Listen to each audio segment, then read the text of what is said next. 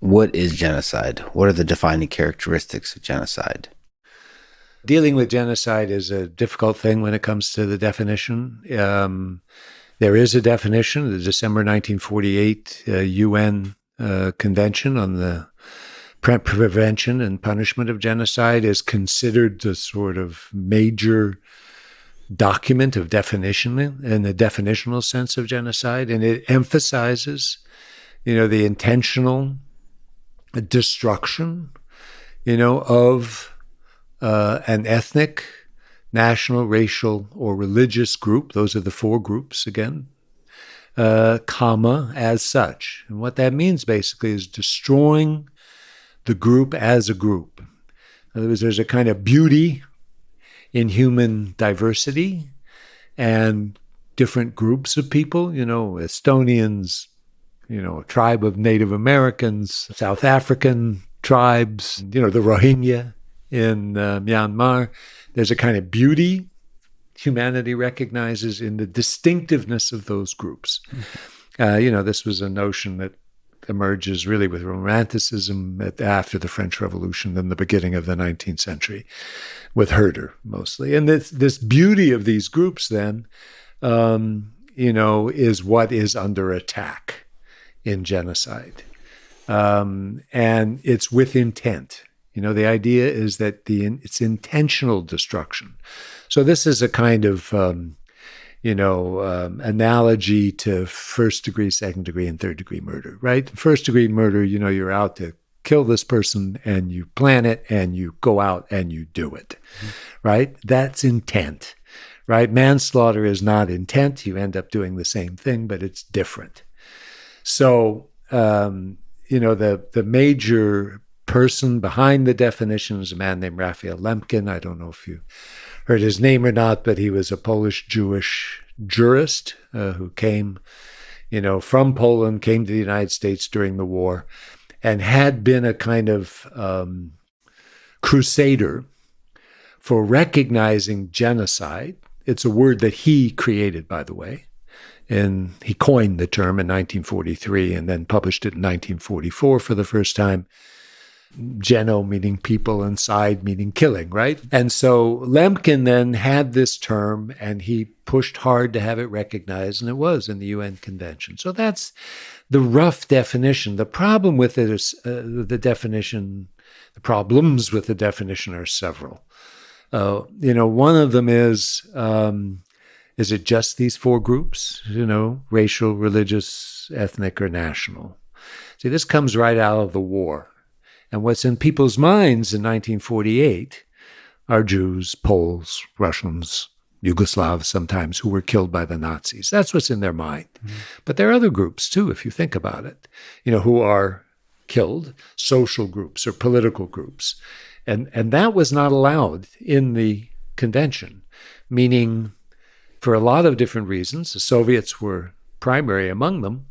They didn't want other kinds of groups, let's say kulaks, for example, to be considered. That's a social group. Or peasants, which is a social group. So, or a political group. I mean, let's take a group, communists killed groups of people, but non-communists also killed groups of people. In Indonesia in 1965-66, they killed, we don't know exactly, but roughly 600,000 Indonesian communists. Well, is that genocide or not? And my point of view, it is genocide, although it's Indonesians killing Indonesians. And we have the same problem with the Cambodian genocide. I mean, we talk about a Cambodian genocide, but most of the people killed in the Cambodian genocide were other Cambodians. They give it the name, they're ready to recognize this genocide because they also killed some other peoples, meaning the Vietnamese, Ham people who are, smaller Muslim people in the area, and a few others.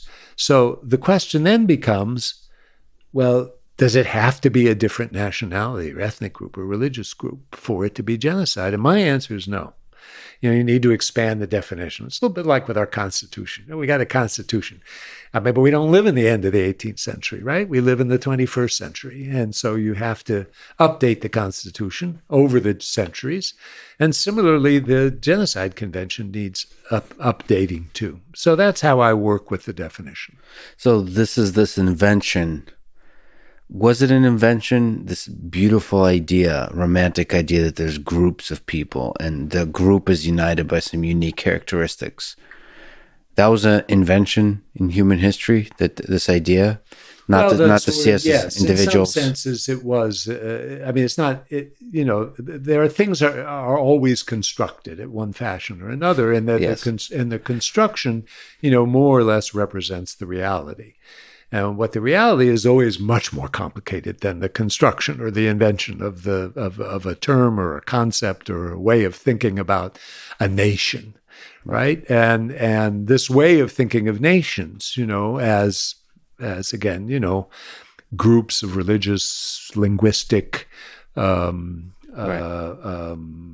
political necessarily, but cultural entities, is something that was essentially invented. Yes. Yes. I mean, if you look at... There are no Germans in the 17th century. Mm-hmm. There are no Italians in the 17th century, right? They're only there after, the invention of the nation, which comes, again, mostly as out of the French Revolution and in the Romantic movement, a man named Johann Gottfried von Herder, right, who was really the first one who sort of went around, collected people's languages and collected their sayings and their dances and their folk ways and stuff, and said, isn't this cool, that they're Estonians and that they're Latvians and that they're these interesting different peoples who don't even know necessarily that they're different peoples, right? That comes a little bit later. Right? Once the concept is invented, then people start to say, hey, we're nations too. And the Germans decide they're a nation and they unify. And the Italians discover they're a nation and they unify instead of being, Florentines and Romans and Sicilians. But then beyond nations, there's political affiliations, all those kinds of things. It's fascinating that, you look at the early Homo sapiens, and then there's obviously tribes, right? And then that's very concrete. That's a geographic location, and it's a small group of people. And then you have warring tribes probably connected to just limited resources. But it's fascinating to think that is then taken to the space of ideas, to where you can create a group at first to appreciate its beauty. You create a group based on language, based on maybe even some political, philosophical ideas, religious ideas, all those kinds of things. And then that naturally then leads to getting angry at groups. Right. And making them the other, and then hatred. Right. That comes more towards the end of the 19th century, with the influence of Darwin. I mean, you can't blame Darwin for it, but Darwinians, who start to talk about, the competition between nations, the natural competition. The weak ones fall away, the strong ones get ahead. You get this sort of combination also with, modern anti-Semitism and with racial thinking. The racial thinking at the end of the 19th century is very powerful. So now, at the end of the 19th century versus the beginning of the middle of the 19th century, you can be a German and be a Jew, and there's no contradiction. Yeah. As long as you speak the language and you dress and think and act and share the culture. By the end of the 19th century, people are saying, no, they're not Germans. They're Jews. They're different. They have different blood. They don't say genes yet, but that's sort of a sense of people. And that's when, there's this sense of superiority too, and inferiority. Yeah. That they're inferior to us. Yeah. And that we're the strong ones, and we have to, and Hitler, by the way, just adopts this hook, line, and sinker. I mean, there are a whole series of thinkers at the end of the 19th and beginning of the 20th century who he cites in Mein Kampf, which is written in the early 1920s, that, basically pervades this racial thinking. So nationalism changes. So nationalism in and of itself is not bad. I mean, it's not bad, to share culture and language and folkways and sense of common belonging. There's nothing bad about it inherently. But then what happens is it becomes, frequently is used and becomes, especially on fascism, becomes dangerous.